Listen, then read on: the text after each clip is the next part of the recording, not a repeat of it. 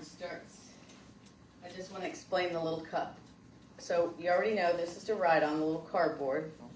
And then there's a piece of flash paper that we will be burning on the burning bowl.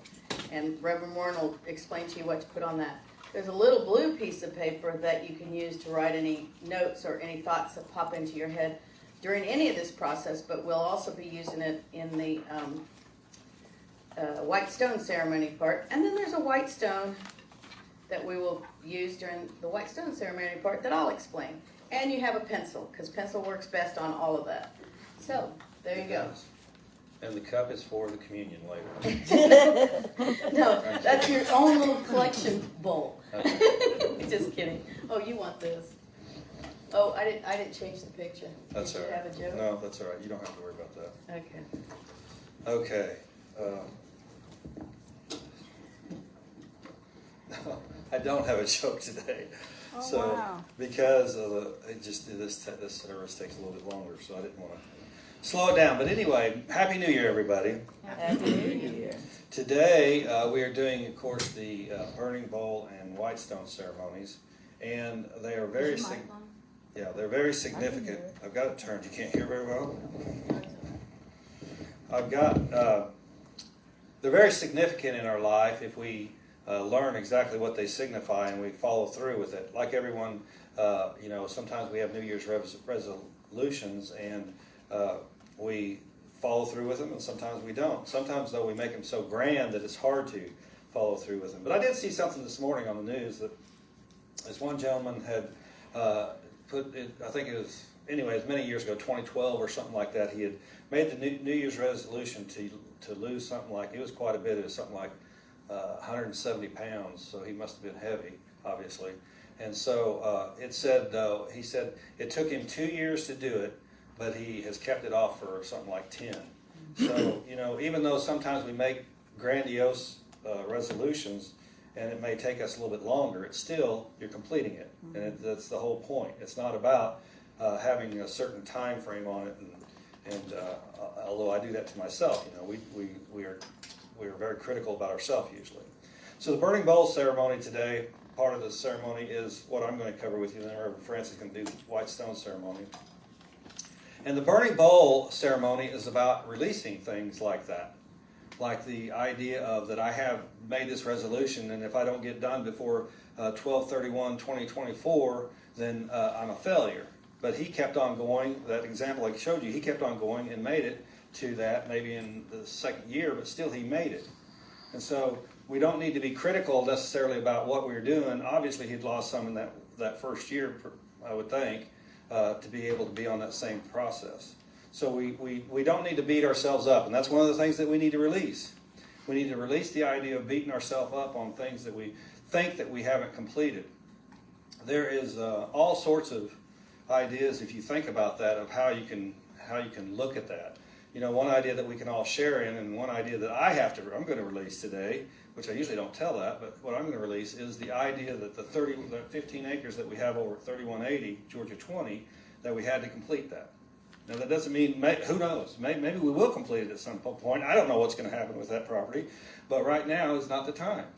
And I have to release that. I know that some others of y'all have to too, because we had an idea there, a beautiful idea, a great idea that we were going to have all sorts of things on that property. And it may still come to fruition. But right now we have the opportunity to have this really nice property that's already ready to go. And so we're going to be better off in that for the time being, or maybe forever, who knows. But either way, we're going to be lifting our consciousness. And the only way we can lift our consciousness is to release the idea that we had to have that done before we can do anything else. Yeah. You follow me?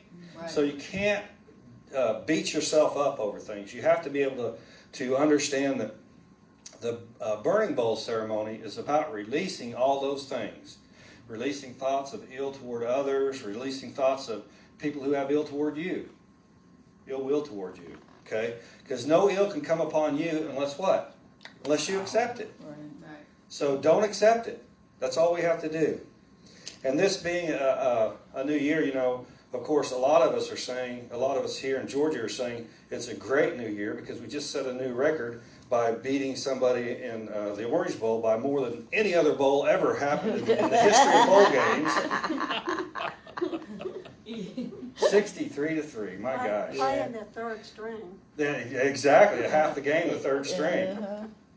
And I don't care what the other side wants to use as an excuse. We're going to keep. We're not going to release that. We're going to remember that. It's a good thing to do. Anyway, George. Exactly. Francie said, "What game are you talking about?" That's priceless. Georgia beat Florida State. Just in case anybody didn't know. Okay. So the thought of release is really the intent behind what we are doing. You know, we understand, at least those of us in unity, and hopefully it's. I know it's gotten better in society and in humankind. Is the idea, the thoughts that come that we deal with life with. So like. The intent, when I say the intent, what I mean is the thoughts that someone had behind that. I've used this example before, and I'll use it again because it was just perfect. When I was in seminary, we had this project that we had to do, and I can't remember exactly what class it was about. It doesn't make a difference. We had this project to do, and what the project for me was to do was in Unity Village, which is our world headquarters. It's Unity Village, Missouri. It's a suburb of Kansas City. Well, Kansas City is a city that has part of it in Kansas and part of it in Missouri. Well, at that time in Kansas, and this, don't get political on this. In Kansas, abortion is a huge issue. Okay, it's a huge thing. So when we had this project to do. My part was to find out what the original writer of the Kansas law about abortion was. And so everybody was bantering about and everything. And what I decided to do was call the retired lawmaker and find out. You know, he's the one that wrote it. He's the one that passed it. And he was really surprised because he'd been out of politics for a while. But I called him and he said, and I was actually kind of put aback by it. He was really open to talk about it. And he said, you know, the way people interpret that now is no way what I had meant to do when I wrote that. It wasn't invasive or anything. It wasn't trying to be one side or the other. But anyway, it was interesting to find out what his intent was behind it.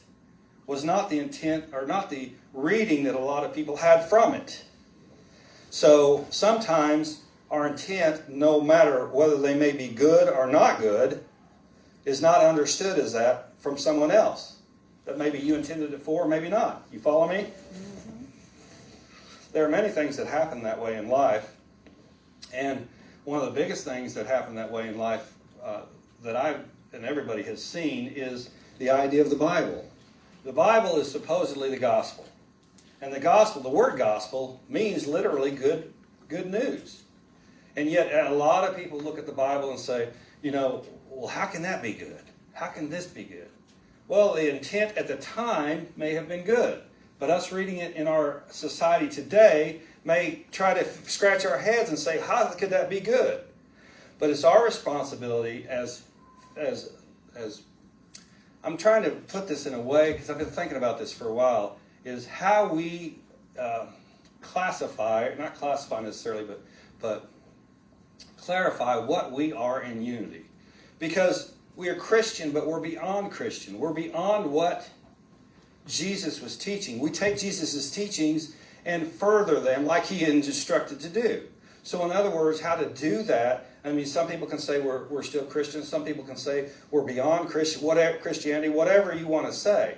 But when we're talking about things that have been written, there's going to be, I guarantee you, if somebody wrote down your life story and chronicled it, and that's not what they did in the Bible, but anyway, if you chronicled your life story, somebody in some future generation is going to look at that and say, what a mean person. And you may have never intended not thought of a mean thought in your life. Especially those things that were written about. So we have to understand that the intent, what our intent is, first of all, and if it's good, don't worry about it. It's just like the Bible. If we read it and we find something negative, don't read that again until you can come back and look at it in a positive light. If it's not good news for you, don't read it. But what you can do in this ceremony, in the burning bowl ceremony, is to release those negative thoughts about it or someone else. Because as long as we have negative thoughts about something or someone, what does that do to us? Because that's what it does to us. It doesn't affect the other person or the book, the Bible. Boy, you're going to really make that feel bad, aren't you? If you have bad thoughts toward it. So no, of course not. We're going to make it affect our life. And we need to release all those thoughts that we're having with any negative intent or idea about someone else, because we don't know their intent, really. We weren't there. So we have that power, though, to do that. And how do we do that? How do we get to where we want to release that? Well, we're going to do that here in a minute. The other thing that I wanted to talk to you about, in fact, I talked to you about this last year. I want to kind of speak a little bit more about it on this burning bowl ceremony, is the idea of COVID. You know, we've had we had COVID. We've all of us here obviously have lived through it. There's many of us at home that obviously have lived through it. Maybe we've had effects from it. I had it in 2019, but right before everybody knew about it, actually. In fact, it was funny because I was talking to somebody the other day that still works at the jail, and I was working at the jail at the time. And I told him, I said, I had already put in my resignation papers, but I got sick right before I left, and I was scheduled to work and all this stuff. And so I went to the doctor, and he said to me, well, I think what you've got is this new thing called COVID-19. And so I'm going to write you, scripts and all this stuff. But ever since then, I can't smell very well. Now, every once in a while, it's the weirdest thing, because every once in a while I can smell. I actually smelled something this morning. JW was with, it's his hair. His hair, because he just washed his hair last night, and I smelled it. He was sitting next to me anyway. I thought, that's cool, It smells good, but that's cool. I can smell it, period. Mm-hmm. But then most of the time, though, I can't smell, which is something that is fairly common, I guess, a lot of people can't smell after it. And so, but we're over COVID. At least we are, as far as our life effects are. I can't smell, but does that mean I'm going to stop my life for it? Does that mean I'm going to avoid other people for it?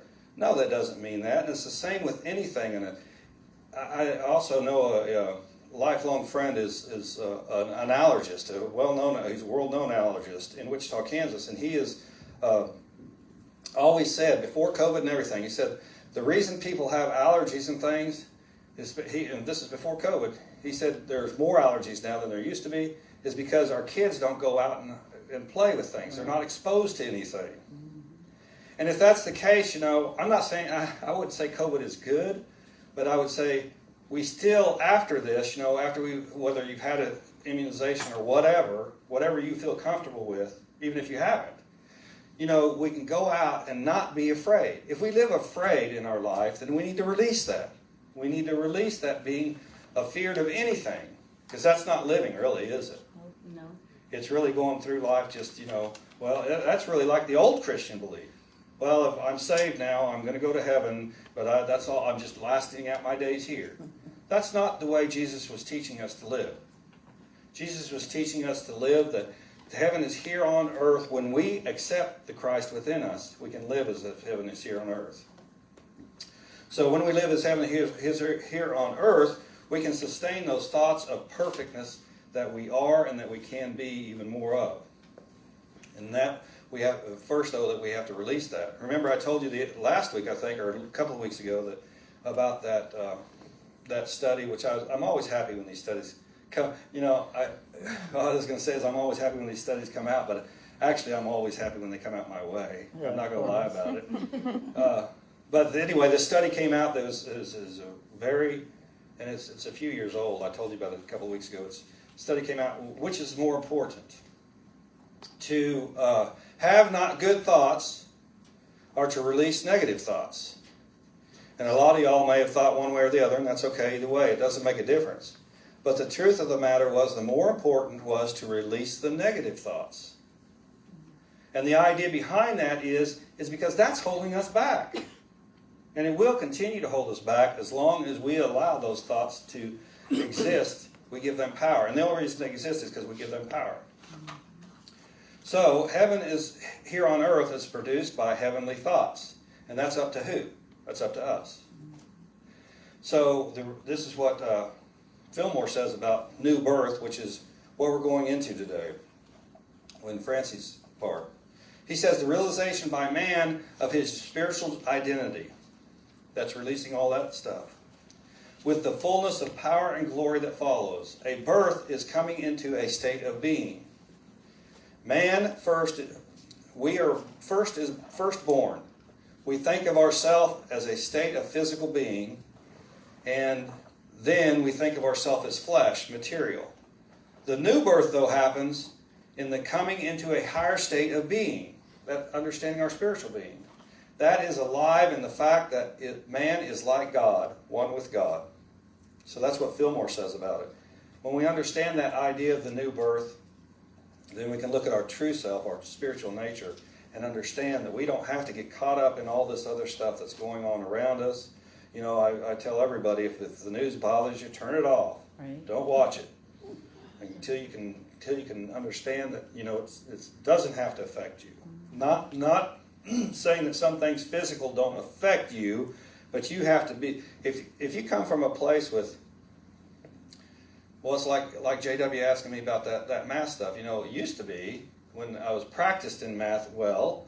You know, it used to be I could come up with those answers real quick. But now I use the calculator. And the reason is because I'm what? I'm not in practice, right? And so if I'm not in practice, I'm not quite as good. This is the same thing. If we're in practice of being, if we're, what we used to call it all the time in unity is if we're prayed up, if we're in the practice of understanding that we're a spiritual being and we understand how to live that life, then it can change everything because things on the outer won't bother us so much. It's going to be the same thing happening on the outer, but it's not going to bother us internally. And when we can do that, what do we come up with? We come up with the answer, not only for ourselves to not let it bother us inside, but we'll come up with the answer maybe to the whole situation. And that's the only way that the answer can come to anyway. I liked it many years ago when the United States government had a Department of Peace. I don't know if any of y'all know that. Maybe somebody's old enough to remember that. But the United States government used to have a Department of Peace. You know, we have a Department of War. We've had that ever since the World Wars. But a Department of Peace worked on that. In fact, we in Unity used to have a prayer department. Not Silent Unity, but a prayer department. And the difference is, by having that, you're understanding that you're looking for the idea of peace to come to fruition. Not only how to fight a war, but how to, and not in the peace department, but in the war department, but how to have peace. And from Psalms 51:10 it says, "Create in me a clean heart, O God, and renew a right spirit within me." And when we do that, we can forgive and forget all of those things and release them. Mainly those things that have been bothering us and that someone else has maybe done against us, that we look at it that way. The burning bowl ceremony helps us to let go of anything that keeps us from living our highest good. Fire is a symbol of transformation and purification.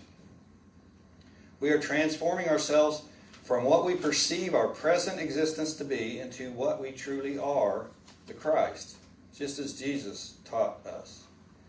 And from Romans 12:2 it says, one that you definitely will recognize, "Be ye transformed by the renewing of your mind." And that's how we all are transformed, by the renewing of our mind. In the burning ceremony, we obviously write down on paper whatever it is that we maybe need to release. It could be a number of things, could be one thing, could be no things. But we don't have to literally write down what it is. We can write down 1, 2, as long as we're thinking it, and that's what we're releasing, then we can do it. So it's not at least some of us in some times of our life have to write a book, but we don't have to write the book. Okay, we don't need to release. We need to release that stuff, but we don't need to write it all down. We have the thoughts in our minds, and we're releasing them. And we do that by marking on those flash papers that Reverend Francie gave you. It's that one sheet of paper in there that's usually curled, and it feels kind of different. We do that, and when it will burn instantly. I'll show you that here in a second. So if you want to write down things, we can. Did you want to do this? Use this one to demonstrate. Huh? Okay. So when you do this, just come up here after you've written down your stuff, and you'll come up here and you'll put it on here, and it'll go real fast. So when you light it, let it go. And that one actually burned longer than some of them do. So while you're writing that, we are going to give you a minute or two to write down what you need to write down, what you want to write down.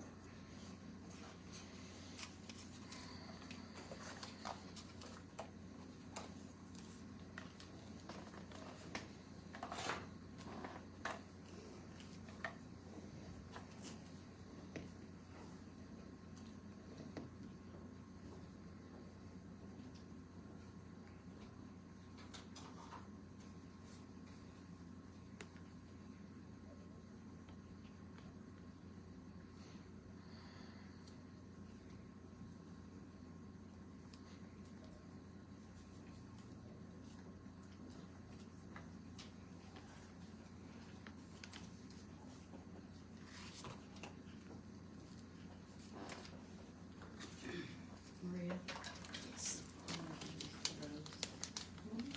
I'm gonna release the rose. Okay. All right, if you got yours written down, you can come on down. And Oh, wow, that was a flash. wowzer! Wow. Had some stuff written on that. Oh, my goodness. Give me a hug. Oh, my goodness. Then come on through this way if you would. Yeah, we're gonna circle around and go back to your seat that way. That's fine. Here.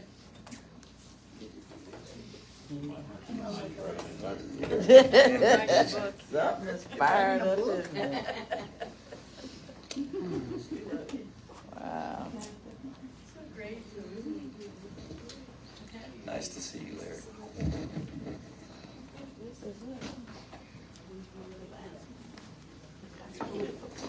I'm going to shake your hand.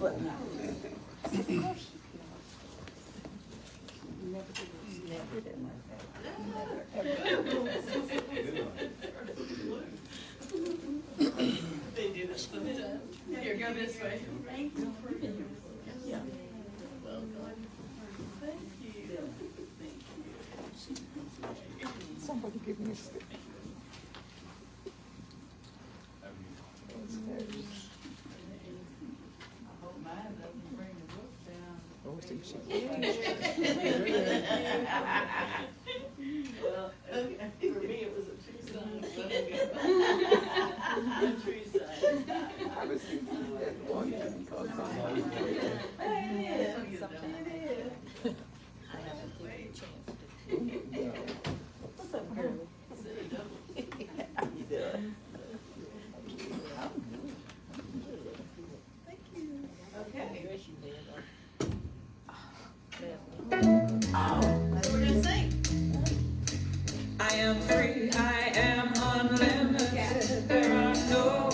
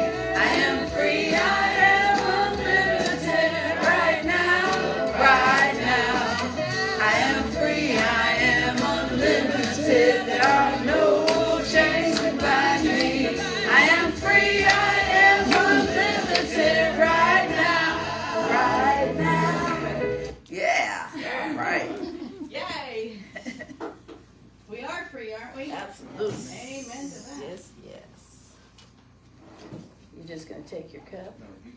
I got a pencil. Yes, I do. So it's time for the white stone ceremony, and a lot of churches will do these on 2 consecutive Sundays, but we always do it together because I always feel like when you release and let go, you're truly opening up a space in your consciousness, and you want the right things to come rushing in because the universe will provide great things. But sometimes if you open up a space like that and then you go out into the world, things happen and you're jamming not so good things in there. We don't want to do that, do we? We want to keep that open and receptive. So the message that will come forth to you could be a new name, an abundance of blessings through divine ideas, a new focus, and or an intention for this year. And historically, the white stone was done during the time of the Roman Empire, and it was given to people when they show or stipulate that they have freedom to move around, freedom to do what they want to do, and the Roman Empire, the soldiers and stuff, were supposed to protect them. And so that if they stopped them and they had a stone, then they knew that they could keep doing what they're doing and move freely about the town or whatever. And it also symbolized a clean slate. And if you look at your stone, you see that it's a clean slate. And these are stones from Israel, so that's kind of cool. But it's a time in our life where we can begin anew. And it comes from this Bible quote from Revelation 2:17 that says, "Let anyone who has an ear listen to what Spirit is saying to the churches.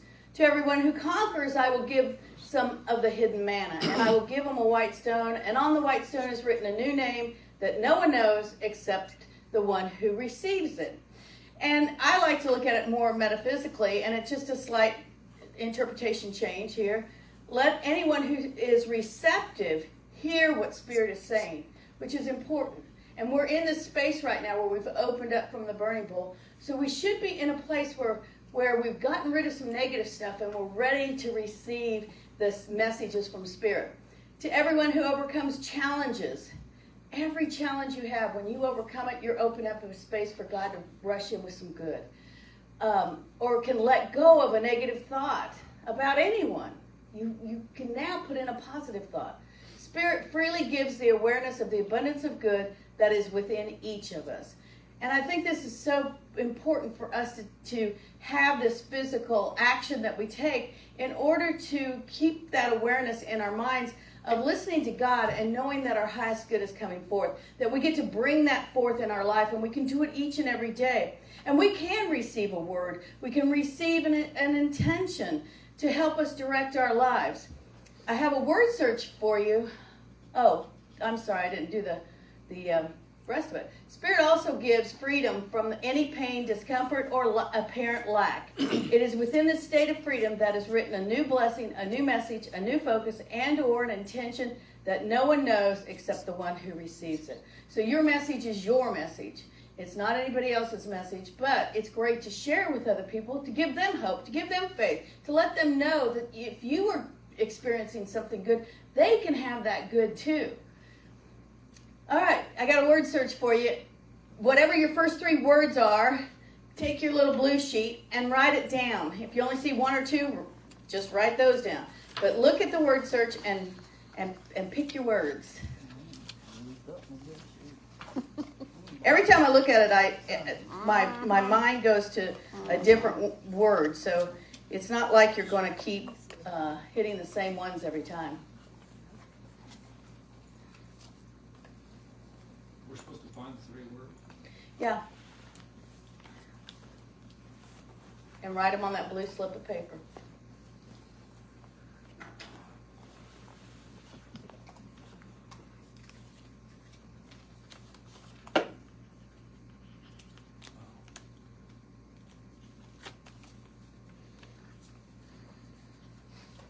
Should I turn off the light? Would it make it better? We'll leave that one on so you can write.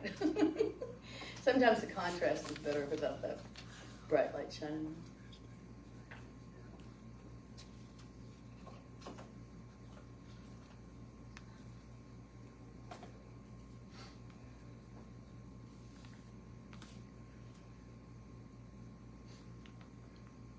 How's everybody? Are you complete? Yep. Okay, I'm gonna turn it back on. Maybe. There we go. It was better without the light. Huh? It was better without the light. It's just me. No, it is better. But are you finished? Do you need me to turn it back I off? said three Yeah. Do you have 3? words. Yeah. If you don't have 3, I'll turn it back Okay, that's off. fine. That's fine. Okay. All right. I'll find one. Okay, so you're going to keep these and hold on to them because we're going to move to our stone in a minute.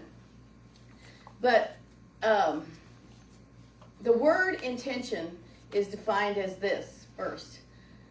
The thing that you plan to do or achieve or an aim or purpose. Now, a lot of people think of the new year and their white stone as setting an intention, which is good, and there's more to that because the word intention actually has 7 definitions, which I think is kind of cool because 7 is a completion number, but it also gives us some different ways to look at how we are going to write on our stone or what we're going to receive.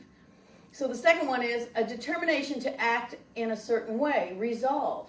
So perhaps you resolve to change your thinking about someone or something. So maybe your focus will be that you're going to change your thoughts about somebody that maybe you just released in the burning bowl. You know, now you have a new vision of how you see them or how you are reacting to them or not reacting. You're going to resolve to not go there. The third one is important. Intention means important or significant. So you're going to prioritize your life to include putting God first always.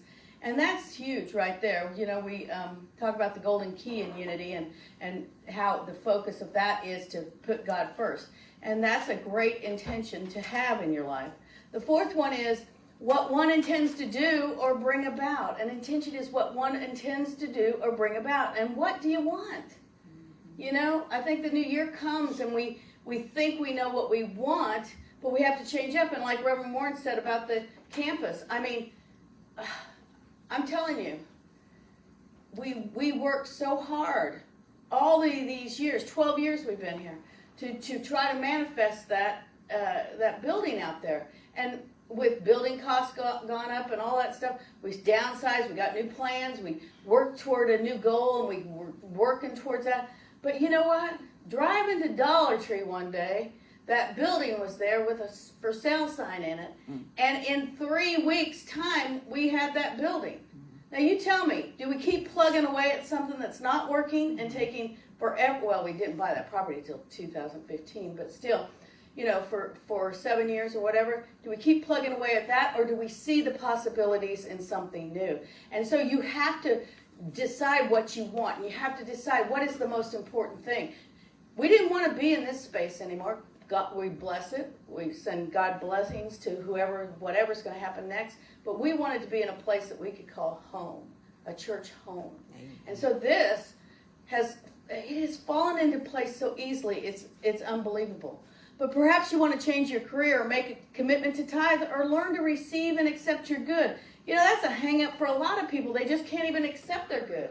They can't be open and receptive. And we just experienced Christmas, and how many people got a gift from somebody and then went, oh, God, I didn't get them one. Or, oh, this is nice, but I really can't accept this. Or, oh, you know, why did they do that? I didn't need that, you know, whatever. We downplayed the receiving end of what it was we were supposed to be experiencing. Let's not do that anymore. Let's accept our good and say, yes, you know, this is wonderful. The fifth one is the object for which a prayer is offered. An intention is the object for which a prayer is offered. We do our prayer. We have powerful prayers here at Unity Church of Rockdale, and we pray up people and we love on people. And I think that's so important. And that's what we have to do in our everyday life. Perhaps you decide to create a prayer practice in which you pray and meditate daily. Now, a lot of people say, "Oh, I do that," but you know, some people, we have days that we don't. But Charles and Myrtle always set a specific time, and they always said 7 and 7 was their prayer time. They always knew it was 7 and 7. Of course, they probably went to bed at 8 o'clock, but you know, but that's okay. If you set a certain time, then you are going to hold that intention for your highest good as far as your prayer work goes. 6 is a process or manner of healing wounds. Like I said, we have powerful prayer ministry here of healing and health and wholeness. But perhaps you claim health instead of illness. The next time you start to feel a little like, am I getting some?